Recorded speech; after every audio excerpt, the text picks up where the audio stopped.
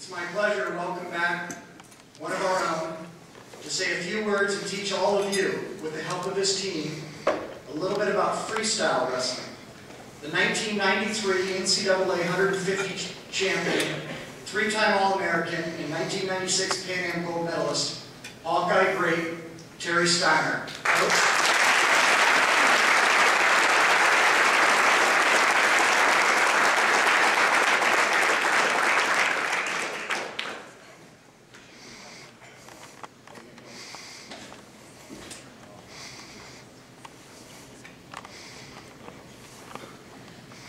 First of all, I just want to thank everyone for having us here.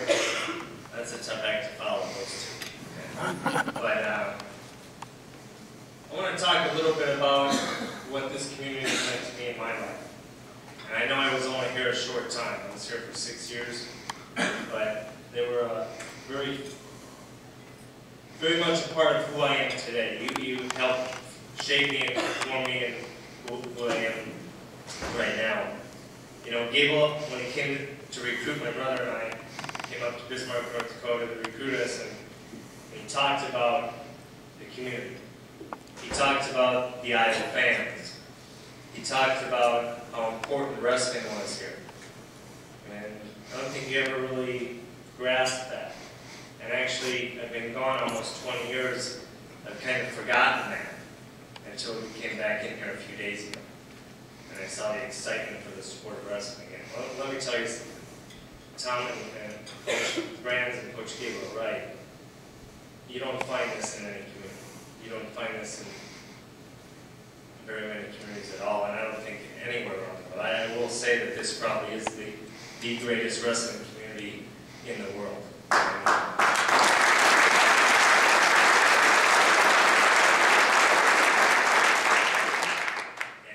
Coming back here, you know, everything from the community to the university to the wrestling program to Coach Gable, everything has had such an influence on who I am, who my daughter is becoming, you know, influence on everything I've done. I'm going to share one story that I don't even know if Coach Gable remembers this, but it was one of those moments in my career where, like Coach Brandon said, you either got to get tough or poop your pants. You know, that's kind of where I was at. And it was my freshman year, my first year I redshirted. My second year I redshirted again. I never made the team. So I remember I was trying to live up to Troy Steiner. But everything I did didn't add up. And I couldn't beat him, and I had to start focusing on who Terry Steiner could be. And it came to a point, and I think we all come to this point in our life where something's got to change. And then the story was, we were wrestling at the University of Wisconsin. And usually after I think they still do it, probably after 5 matches, they take an intermission. And so Troy wrestled 142. I was riding the pine, but I was watching the 150-pound match. And after that, we went up to the wrestling room. Coach Gable said a few words to the team, and he looked around and he's like, "Who got sick downstairs? Who got sick at the bottom of the stairs?" And Troy's like, "It was me, Coach." And he goes, "Why didn't you say something?" He said, "Because I've earned that spot. You're not taking it away from me. I don't want you putting someone else in my spot for doing it just because I'm sick." And Coach looks over at him and goes, "Terry, go pick it up. It's your brother's." And I laugh about it now, and it's a funny story now. But let me tell you something. At the time, and I don't know if he did this on purpose or not, because it definitely kicked me in the butt. But when I was down there picking that pickup, it was the lowest of lows.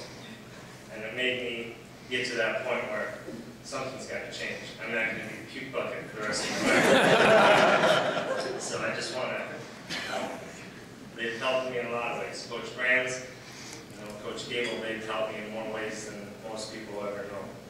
So, well, I'm here today with our national team. And our national team will be the group of people that our Olympic team will be made of. So real quickly, I just want to introduce a group of athletes. And when I introduce you, just stand up and stay standing. We have Clarissa Chun. We have Ellie Bernard. Now both of these two athletes, I named them first because both of these two athletes were on our Olympic team in 2008. And they both fell short. They lost in the bronze medal matches. So they're eager to get back there and get their medals. Whitney Condor, Kelsey Campbell, Trinity Plessinger, Candace Workman, Tatiana Padilla, Tatiana Padilla, Jessica Medina, Rachel Bernardis, Erin Claudio, Alyssa Lampy, Alicia Hubbard, Elena Perishkova, Catherine Popalin, Sarah Popalin, Helen Maroulis, Victoria Anthony,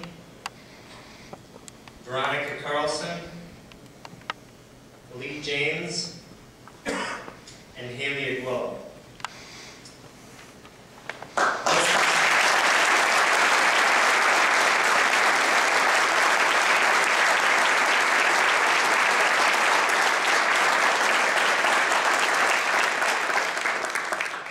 The only problem with that picture is there's not one of them from the state of Iowa. So we'd like to change that. The girls can have a seat. The other two people I'd like to introduce are my assistant coach, assistant national coach, Coach Vladislav Zvonikov, Coach Izzy for short.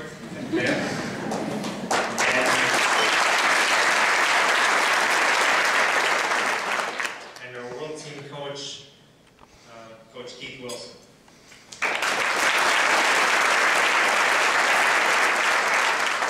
So both those people are very instrumental in the success we're trying to get to and the success we've had. Out of those 20 athletes, 10 of them have been world team members in the past. We have 4 senior world medalists, 2 Olympians, 7 world champions at the age group and senior level, and 13 of them have medaled at the senior level.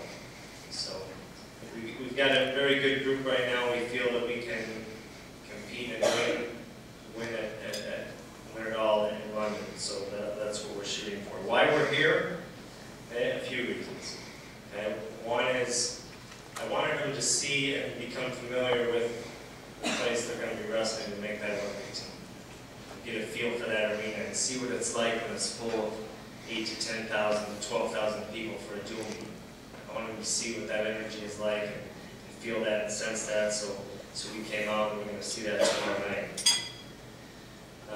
We came out to get some workouts in. You know, Carver Hawkeye Arena, as far as I'm concerned, is the best training venue in the world with the stairs and the concourse up top for sprint laps and things like that. And a wrestling room open 24 hours a day. I mean, it's a great venue for wrestling, for training. And then I wanted them to see the Iowa room because obviously what Coach Gable started and Coach Brands is carrying out is a tremendous success and just a pursuit of excellence. And even though that's what we're doing every day, I wanted them to see that and feel that what that level can be like as well. So it's been a great week for us, and then to help promote the event. So it's been a great week. Women's wrestling. I many people so sure about women's wrestling. Let me tell you, when they first asked me to take over the women's program back in 2002, it was named an Olympic sport in the fall of 2001. So 2004 was the first year of it being in the Olympics. So we've been in 2 Olympics. This will be the 3rd Olympics that women's wrestling is in. I probably had the same thoughts and thinking that you have right now. When women in the sport of wrestling, I'm not so sure of that.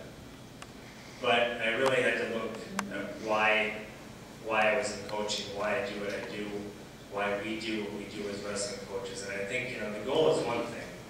The goal is to win world Olympic medals, titles.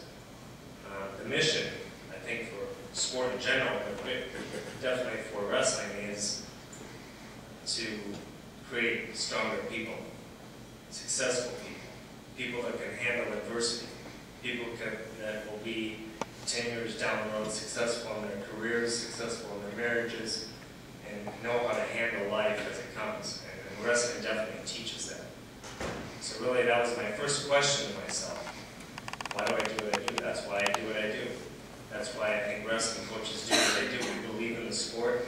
It's a great teacher of life skills. It's a great teacher of character. It's a great teacher of how to deal with adversity. So my second question to myself was, if that's really why I do what I do, then why does it make a difference if it's a man or a woman in front of me? And that's when I really started thinking about maybe this is the right thing to do.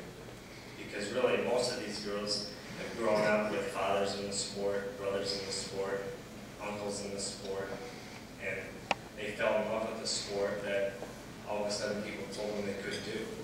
And so the one thing I was given by my parents as a young child was opportunity. And the one thing I want to see in my daughter or my son or anyone, okay, is to have opportunity in their lives. And so really, we're giving them the opportunity to dream big and accomplish their goals. And so I think you'll realize that wrestling is wrestling. It may look a little bit different, okay, maybe have a little bit different flair to it, but wrestling is wrestling. And so that's how I ended up in the position I'm in, and it's been a good move for me. It's been the right move, I think. So now I think the other thing that they would like me to do today is just kind of explain the differences between folk style and freestyle wrestling. And so I think the biggest difference is control. When you're in a folk style wrestling match, you really need control to score points. Okay?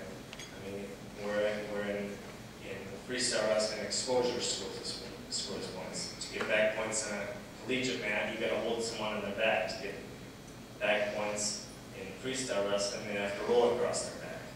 You don't need that much control to score points. So we're going to just try to go through a few things, and then there's are some definitely different things with the rules that I'm